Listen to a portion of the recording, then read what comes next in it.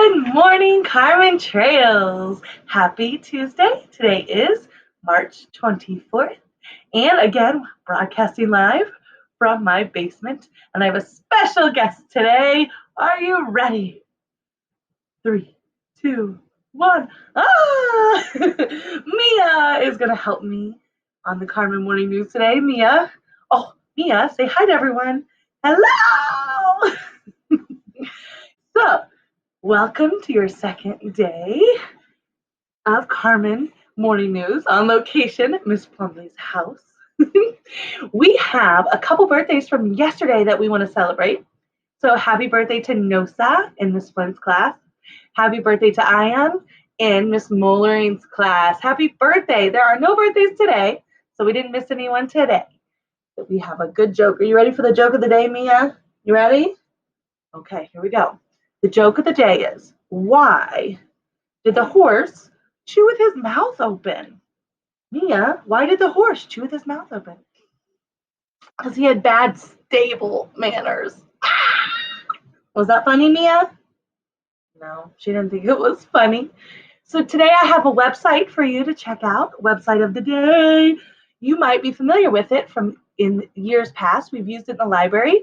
Check out code.org. Remember when we created those codes to make the dance parties, and then there's all sorts of like Frozen and Angry Birds and all sorts of wonderful games that you can code to get them to do different things. So check out code.org sometime this week and let me know what you think. Oh, Mia, you can't do code.org yet. Not yet. No. All right. Now, today is normally Kenai's Kindness Crew Day. So since we are not with Kenai, we couldn't celebrate. But my challenge for you today is to make a list of at least 3 things, yes, Mia, 3 things that you can do that are kind for your family, whether it's your mom, your dad, your grandma, or your grandpa, brothers or sisters, or even your pets. What are 3 things that you could do that's kind? And if you'll comment below of your list, or even take a picture of you doing your act of kindness. We would love to see what you guys are doing out there. Does that sound like a plan, Mia? Yeah? Okay. Mia thinks it's a great idea. All right, let's say the Carmen mission together. Work hard, aim high, and do what's right. Have a terrific Tuesday and stay tuned from a read aloud from Mrs. Baker. Have a great day.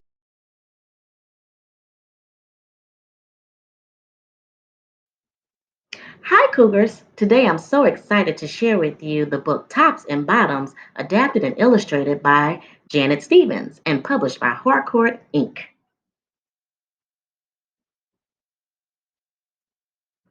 Once upon a time, there lived a very lazy bear who had lots of money and lots of land. His father had been a hard worker and a smart business bear, and he had given all of his wealth to his son. But all Bear wanted to do was sleep. Not far down the road lived a hare. Although Hare was clever, he sometimes got into trouble. He had once owned land too, but now he had nothing. He had lost a risky bet with a tortoise and had sold all of his land to Bear to pay off the debt. Hare and his family were in very bad shape. The children are so hungry, Father Hare. We must think of something, Mrs. Hare cried one day. So Hare and Mrs. Hare put their heads together and cooked up a plan. The next day, Hare hopped down the road to Bear's house. Bear, of course, was asleep. Hello, Bear, wake up. It's your neighbor, Hare, and I have an idea. Bear opened one eye and grunted. We can be business partners, Hare said. All we need is this field right here in front of your house. I'll do the hard work of planting and harvesting, and we can split the profit right down the middle. Yes, sir, Bear. We're in this together. I'll work and you sleep. Huh? Said Bear. So what it would be, Bear? Asked Hare. The top half or the bottom half? It's up to you. Tops or bottom? Let's see, Bear said with a yawn. I'll take the top half, Hare. Right, tops. Hare smiled. It's a done deal, Bear. So Bear went back to sleep and Hare and his family went to work. Hare planted, Mrs. Hare watered, and everyone weeded. Bear slept as the crops grew. When it was time for the harvest, Hare called out, Wake up, Bear. You get the tops and I get the bottoms. Hare and his family dug up the carrots, the radishes, and the beets. He plucked off all the tops, tossed them into a pile for Bear, and put the bottoms aside for himself. Bear stared at his pile. But Hare, all the best parts are in your half.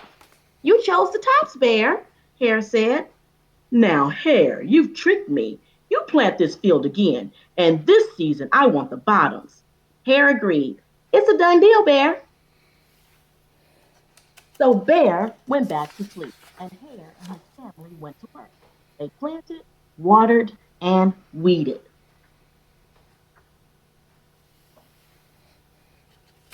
Bear slept as the crops grew. When it was time for the harvest, Hare called out, Wake up, Bear! You get the bottoms, and I get the tops. Hare and his family gathered up the lettuce, the broccoli, and the celery. Hare pulled off the bottoms for Bear and put the tops in his own pile.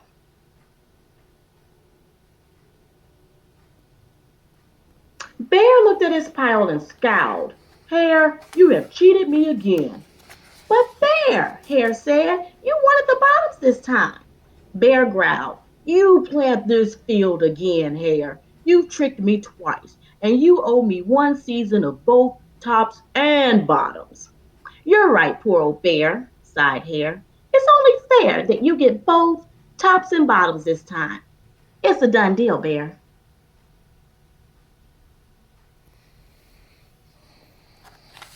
So Bear went back to sleep, and Hare and his family went to work.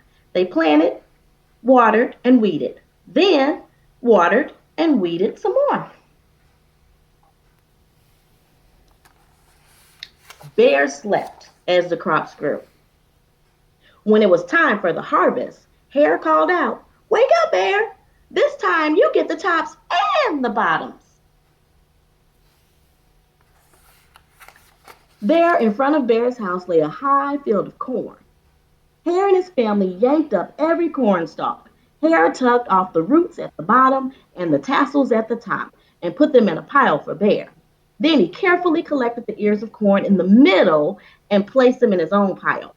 Bear rubbed his eyes and watched. See, Bear, you get the tops and the bottoms. I get the middles. Yes, sir, Bear. It's a done deal. By now, Bear was wide awake. That's it, Hare, he hollered. From now on, I'll plant my own crops and take the tops, bottoms, and middles. Hare and his family scooped up the corn and hopped down the road toward home.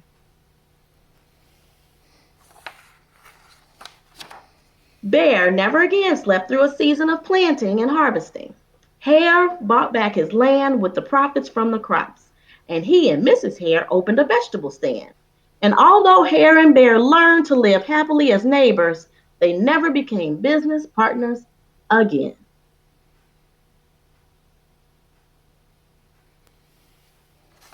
And that's the end.